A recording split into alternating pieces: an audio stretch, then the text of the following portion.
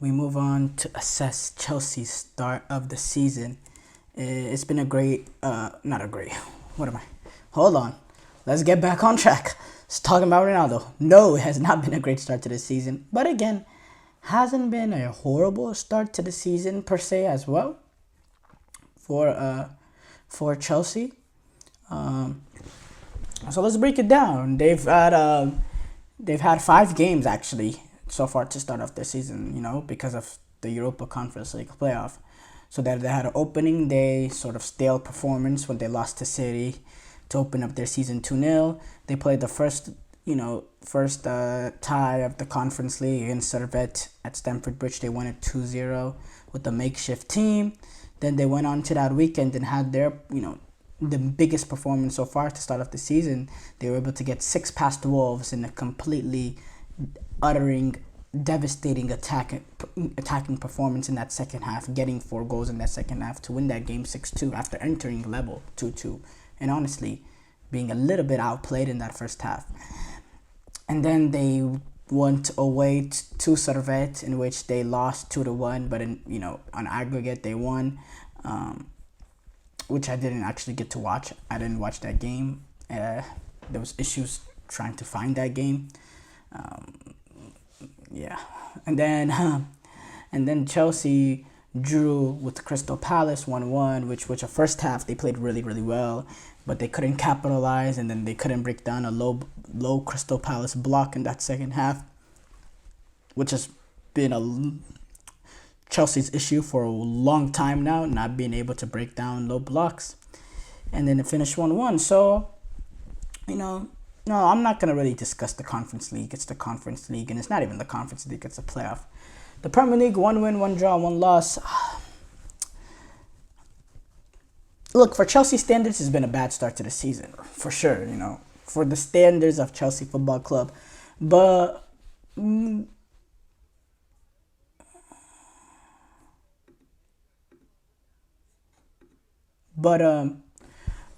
sorry, we were having a slight technical difficulties there. But what I was saying though is, we have to analyze this sort of objectively, in the fact that the expectation is pretty low just based on what we've seen the past couple of seasons, and then on top of that, having a new manager come in. And this is, a very young team, and then a lot of signings come in. One is just coming in now, in Jadon Sancho. And look, I'll say this, I don't think we've learned much from Chelsea. I don't know exactly what direction we're going, because we had that opening day sort of stale performance against City, which is sort of expected going up against City, who's been great so far to start off the season. Then we saw that attacking display, the dominance versus Wolves. But if we have to be completely honest, that was a really, really open game, and Chelsea had a lot of time and space to really carve up that Wolves defense. They were a very open team. It was a basketball game. Then Crystal Palace, we have a solid half, and then, and Dean Henderson made a lot of big saves.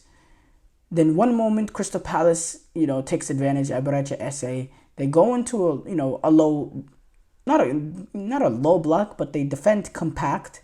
And as always, Chelsea struggled to break them down. So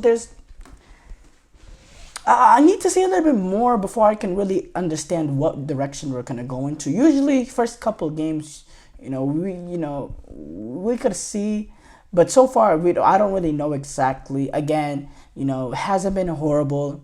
It hasn't been great. It's been 4 points. 3 games is not great, But look, the thing that I will say is, in that Wolves game, the way that we played, the way how we moved the ball fast and took advantage of space is good. But now this team needs to develop that sort of ability to break down a low block. In my opinion, too, a striker is very essential in a low block, because you're not going to be able to create much great chances going up against low block. There's not enough spaces there. But if you have a striker that can that can get a goal out of nothing, can make a play for himself out of nothing, and sort of, go direct, and he goes and, gets it on a header, or if he's able to find a little bit of space in that low block and then be a clinical finisher from the space he has. Those sort of slight movements you see from a pure striker to find space in the box. A striker can bail you out of those certain situations. We don't have that. Nicholas Jackson is far from that. Nicholas Jackson is a guy with pace that can stretch a back line, but in terms of pure quality, when he's on the ball, there's not much. There's not much, and he's nowhere. You never would describe him as a clinical finisher. So that's the issue that Chelsea has. And again, Enzo Fernandez. Some of these players, Enzo Fernandez and Mikhailo Mudryk specifically, those are the two sort of big money players that Chelsea have signed that have shown, since to this point, no sort of consistency in terms of performance. Now, Caicedo, yes, you could add him into that mark, but I've been a little bit impressed so far with him this season and the end of last season. So, obviously, if he doesn't develop sort of consistency as well, he can join the list. But Mikhailo Mudryk and Enzo Fernandez are, those are combined almost $300 million player, and they've both not been good enough. Enzo Fernandez has not been good enough. He has 1 out of 15 performances. Mikhailo Mudryk has been absolutely horrible since he's been at Chelsea. I mean, he's been awful. Provided nothing so far, nothing. He's had individual little tiny moments of where you can see the magic there, but overall no sort of consistency. And the only thing you can say is he's been consistently bad game in, game out. He came on in this Crystal Palace game, and a lot of people said he performed, he was okay, he was decent. Well, no, he was not decent. He didn't do anything. And that's kind of, our expectation is so low of him that him not doing anything was good enough for the standard that he's created for himself. Because game in, game out, he has so many horrible moments. When we don't see any horrible moments and we just see nothing from him, we go and say, okay, he was decent. He was a 5 out of 10. He was a 6 out of 10. No, he didn't do anything. He was not good enough. This is a guy that's worth 100 million plus. Something of that nature. Someone that we had to, bid against Arsenal for, who they also really, really wanted him.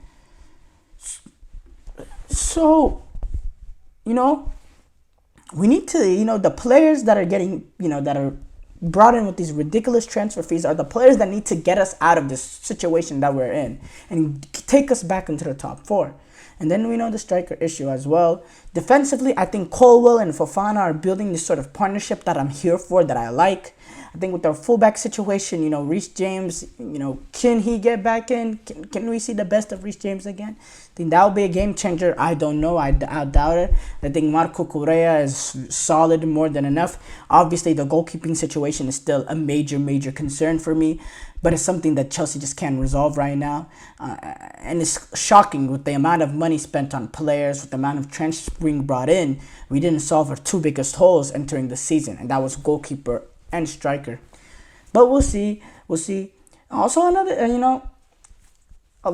thing that does slightly scare me a little bit is sometimes that tiki-taka style of play that Guardiola loves, that sort of tiki-taka style of play of moving the ball quickly and not being slow with possession, but not being a little bit more direct, more forward thinking, being slow and methodical with your passing and being able to control possession. Sometimes that it happens to be the worst thing to do against a low block. And what I said about Chelsea, they've struggled a lot for a low block in the past couple seasons, and we saw that with Crystal Palace again. Can Chelsea, because what they did brilliantly against Wolves was move the ball quickly and play with speed. But they did that, out of second, it was their nature because of how open Wolves was and how much space there was. They moved the ball quickly because by nature you just saw that space and you needed to take advantage of that. But they need to use that sort of speed and they need to develop that sort of speed of play that they have in Wolves. If they, and that forward thinking ability, implement that when they're going up against the low blocks too. And don't just resort to this sort of tiki-taka style of play that Enzo Maresca is going to want to do. Not want to do, but Enzo Maresca, came from with Pep Guardiola and at Manchester City. That's also something I think Chelsea um, need to work on too. But again, assessing Chelsea started the season, I think it's been, if I had to give it a grade, I'd probably give it.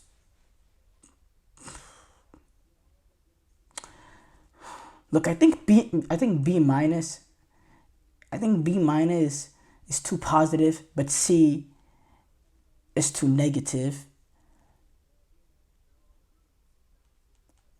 I'll go, somewhere in there, the C B minus range, anywhere in there. Not has not been horrible, but has not been good enough at all. Been far from good enough. But again, will remain to be seen. It will be remain to see, how Chelsea continue on to the season. They open up after this international window. They take on Bournemouth, West Ham. Those are the next two games. They take Bournemouth on out of Vitality Stadium, and then they go back to the bridge. Well, they'll be taking on. No, then they go to London Stadium actually, so they'll be away to West Ham. So two away games coming up for Chelsea after the end of this international window.